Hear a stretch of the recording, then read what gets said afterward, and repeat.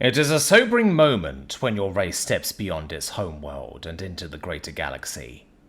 We humans thought we were great warriors, vicious and terrible on the battlefield, and it is true we are capable of killing and terrible atrocities.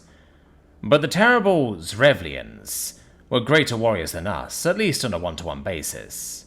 Their technology was superior in some ways, lesser than others. They hunt other beings, sentient or not. You can't call it sport, not exactly. Not like the old aristocracy back on Earth. It's more than sport to them. Nor is it like ancient hunters who did so to survive. It's more like a cross between a religious experience and what some people call a lifestyle choice. Their entire civilization is built around it. Maybe that's what happens when the hunter-gatherers never settle down for agriculture and follow that path to the stars instead. We don't know. After their first raids on our outer colony worlds, we thought we were ready. We met them with 2 full fleets and many smaller fighters. In space and in air we fared well, especially in the air, but on the ground, the Zrevlians beat us 3-1. We thought our use of drones might give us the edge there, as Zrevlians didn't have any, but no. The Zrevlians simply swatted them out of the air.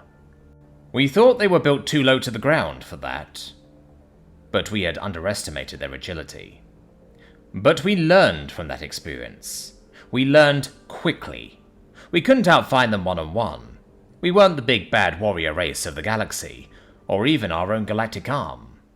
But while our pride was stung, this only served to motivate us. Instead of emulating the warrior cultures of our science fantasy stories, we emulated the sneaky, assassin hit-and-run types instead. The ones you never see coming, until it's too late. We implemented stealth technology quickly. It didn't take long. They never knew our ships were there until after the first shot was fired, and the survivors heard, over their communicators, the terrible sound of our laughter, which we deliberately cultivated to sound like every melodramatic villain ever. Wahahahaha. The Zrevlians had thought us easy prey at first. Oh, sure, we put up a fight, but they'd seen that before. Then, after we switched tactics, they realized their mistake.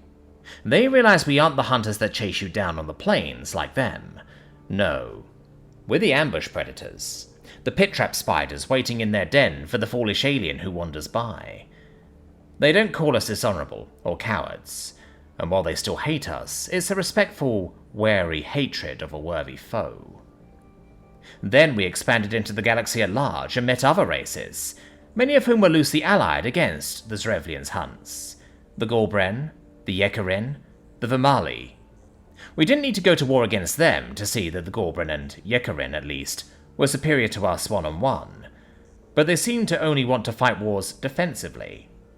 Oh, Yekarin had fought wars of conquest in the past, but only against non-sentient life on the worlds they wanted to colonize. And there was something to be said for purely defensive warfare. It has saved many a nation throughout human history. But it's nice to know, at least, that should it ever come to that, humanity won't have that limitation. Even so, though, it's clear we should stick to surprise attacks from stealth. Even the Zrevlians, who have known us longest, seem unable or unwilling to change their tactics on that front. Idée fixe, the French call it. All the better for us.